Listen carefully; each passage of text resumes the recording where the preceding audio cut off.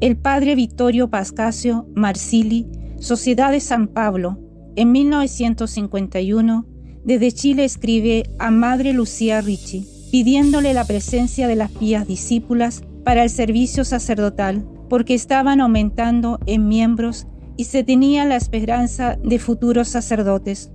Los paulinos, que ya se encontraban allí desde 1947, continúan insistiendo por nuestra presencia por varios años. En 1954, Madre Lucía Ricci, superiora general, pide la disponibilidad a las hermanas Elvira Perlini, que tenía 24 años y se preparaba a su profesión perpetua, y Constantina Carón, que tenía 25 años y era recién profesa perpetua. Ellas, con gran alegría y entusiasmo, acogieron la llamada a ser misioneras. El 5 de enero de 1955, las dos hermanas recibieron la bendición del padre Santiago Alberione. La hermana Constantina recuerda vivamente sus palabras: «Ve con fe, que el Señor está contigo, y si no encuentras un sagrario, Jesús está en tu corazón». La hermana Elvira dice que le recomendó ser verdaderas discípulas de Jesús Maestro para que otras jóvenes fueran generosas como futuras pías discípulas. Partiendo del puerto de Nápoles, llegaron a Buenos Aires, Argentina, el día 19 de enero de 1955. Madre Escolástica Rivata y otras hermanas estaban esperándolas. Se sintieron muy acogidas en la comunidad con tantas amabilidades de caridad fraterna. El día 28 de enero viajaron en avión para Santiago de Chile, donde las esperaban los padres paulinos. Con motivo de la Epifanía, las hermanas Elvira y Constantina reciben un escrito del fundador: que el Divino Maestro las guarde en su nueva misión. Sean siempre pías discípulas de Jesús Maestro. Introduzcan bien la adoración. Las buenas vocaciones vienen del cielo. Oren, las bendigo. Estoy contento con ustedes. El 6 de junio de 1956 llegan las hermanas Agustina Serri y Leonela Buffo, acogidas por las hijas de San Pablo en el puerto de Valparaíso. Después viajaron a Santiago, vivieron 6 meses en la casa de los padres paulinos hasta que encontraron un departamento en calle Moneda. Ellas empiezan el centro de apostolado litúrgico el día 22 de junio del mismo año, en un local pequeño que se llamaba La Proveedora del Culto.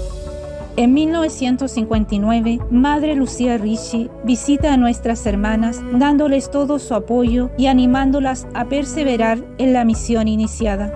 En diversos años llegan hermanas de diversas naciones, de Argentina, Brasil, Italia y México. Se tenían los talleres de confección, bordado, sotanas y albas para los sacerdotes. Todo lo realizaban con mucha paz y gran alegría. En enero de 1962, en Santiago, se adquiere un terreno donde se construye la Casa Divino Maestro en la calle Vicuña Maquena.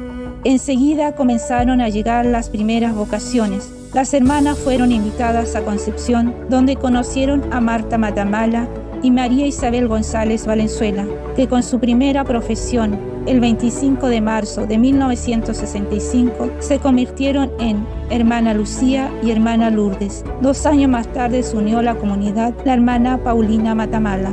En junio de 1963 fue la 4ª y última visita del beato Padre Santiago Alberione a la familia Paulina en Chile, en la que se preocupa de ver cómo se encontraban.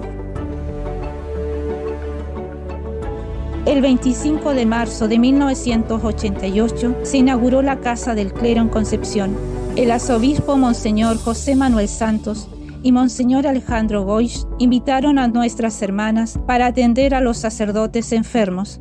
En 1991 se da inicio al apostolado litúrgico en Concepción. Con el pasar del tiempo se hacen distintas actividades: animación litúrgica, la pastoral juvenil arquidiocesana y universitaria, catequesis, misiones, animación del canto, preparación para los sacramentos. Se da también formación a los cooperadores paulinos, amigos del Divino Maestro. Gracias a nuestras pioneras, a todos los hermanos y hermanas, a laicos y sacerdotes que cooperaron a este sueño de ser luz para las naciones, dando a conocer a Jesús Maestro, camino, verdad y vida, con el servicio eucarístico, sacerdotal, litúrgico.